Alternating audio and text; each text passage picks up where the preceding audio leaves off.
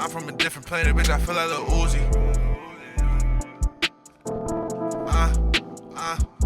The world is whatever, I make it and no, I can't take that shit loosely.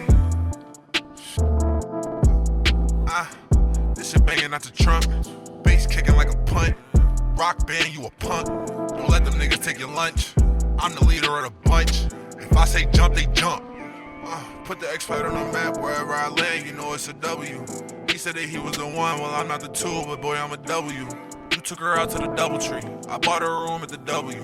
I got 3 pretty bitches with me and they looking like 3 LWs. I'm your wishes standing right in front of you, helping you do all the things that you always wanted to, or at least I'ma try, I gotta be honest. I'm just a guy, I'm nothing beyond it. Your outfit look fly, can I get behind it? You remind me of Vivica Fox, SpongeBob, how I play with the box. Beat it up, then I count me some knots. Michael Jackson, how I'm making it pop. Thank you, something I've been saying a lot. Every time that I go to the bank, little by little, gotta keep making plays. When you stay focused on building, it grows every day. My shit be growing like Wemby, it's 7 feet. Got money older than your memories, dead presidents in memory. This shit feel heavenly.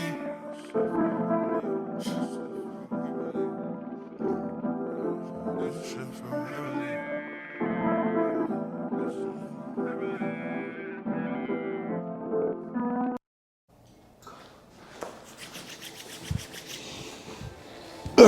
Yo, what's up? It's your boy Jornell Pierre, JP and this bitch, man. I'm the next guest on What Type Tom Philly edition. Let's go.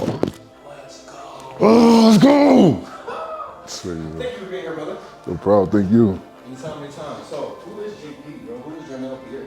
Man, JP is a lot of things. JP is a young man who enjoys making music and art.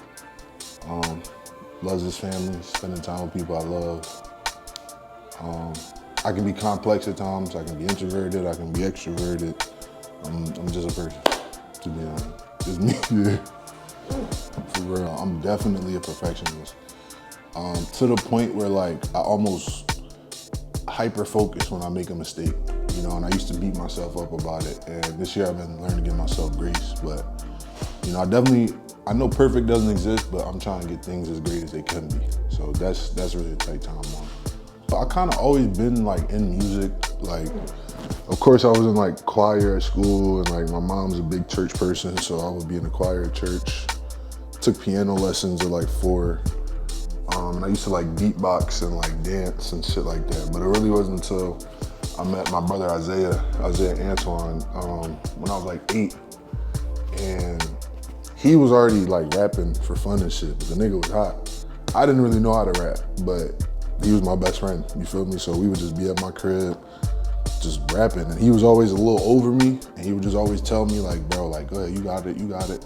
And I think that was the real talent, was finding something that was cool to me that I wasn't that good at, but getting better at it. That's really when I discovered that. So I say like 8 years old, that's when I discovered for real. My first memory of rapping, like my man's kind of like draked me. He gave me a rap to rap. Like there was a kid on the bus who was rapping, and he was like, yo, say this. But I didn't know it was already a real song. I didn't even know. He was like, my name JP, I ain't your average cat. I ain't like no Mickey D's, but y'all know that. And I always remember that shit. And I just was going around rapping that shit all the time. Dope. Yeah. Okay. Do you remember the first song you made? I do. I do. What the fuck? Oh my God. It was me and Zay. And we used to record like on my laptop with Audacity. Like, you know how the laptops have a built-in mic? Like we was holding the mic up like this. And like we did a remix to Encore by Linkin Park and Jay-Z. And I still listen to that shit to this day because I was fucking trash. They was clowning me for my verse. I had high-pitched vocals on my shit. They're like, nigga, you sound like a chipmunk. Yeah, I remember that shit. I was like, that was the first song I recorded. I was like 11 or 12 on like Audacity. Well, that's fine though. Do you see the gap or the progress from that first song to where I do, and I see it every day. Like my voice is definitely way different. It was always deep, but now it's the deepest shit. No Diddy. And fucking, like one of the things that kind of impresses me though, is as much as I've gotten better, a lot of my subject matter is still the same. So it shows me like, damn, I'm still the same person.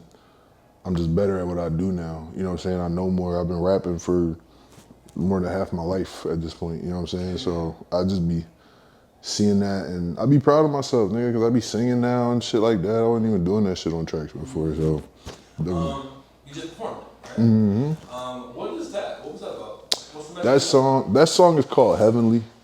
It's really just some bars, you know what I'm saying? Like, I just wanted to really rap, because I like rapping, you know what I'm saying? I like flows and technicality and, you know what I'm saying, like just cool shit, you know? So that song is just me kind of talking my shit, reminding myself that I can really rap, you know what I'm saying? Sometimes I like to get in the booth and do that for myself, you know what I mean? Yeah. I try to rap about instances that happen in life that we may not even realize is like a moment. You know what I'm saying? Like, I have one song called Ready for Love.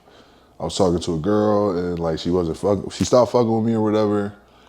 And you know, that feeling of damn, like, am I ready for love? Maybe I'm not meant to be loved. Like, you know, it's a lot of people who say like I meet a lot of girls who say like, oh, I'm gonna die single, blah, blah. And like, I was kind of thinking like that, you know what I'm saying? I try to make songs about shit like that. I try to make songs about everyday instances, you know what I'm saying? Shit that I see, shit that even people around me see, you know? I kind of feel like as an artist, I'm almost the news.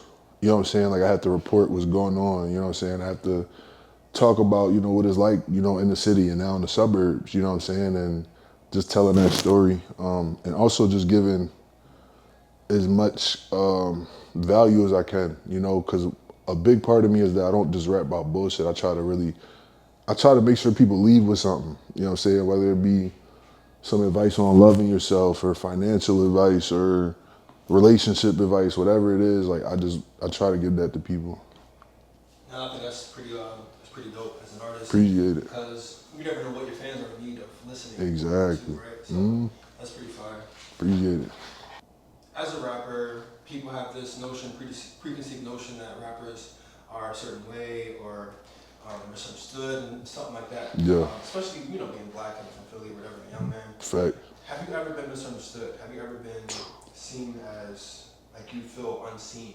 Yes. If so, can you speak to that? Definitely. I say, like, I'm 28 now, and like from like 18 to like 25, I felt like invisible. I was still rapping, still making music and shit, but I felt like I wasn't even here, you know what I'm saying? Like, I was just watching my life. Like, I felt like everybody was living their lives, and I was just like the background, if that makes any sense. You know what I'm saying? Like, with my family, I'm the only one that like makes music, you know what I'm saying, and raps and stuff. So they didn't always understand like what I was doing, and you know, me and my mom would go at it, and you know, I would be outside, mostly doing music shit, but you know, some of the men in my family would think that I'm like out here running the streets and shit. You know what I'm saying? I'm not that. Like, you know what I'm saying? I'm far from that. So, you know, that time was definitely a misunderstanding time, but we getting out of that now. So, yeah. So they kind of see who you are now? They starting to, yeah.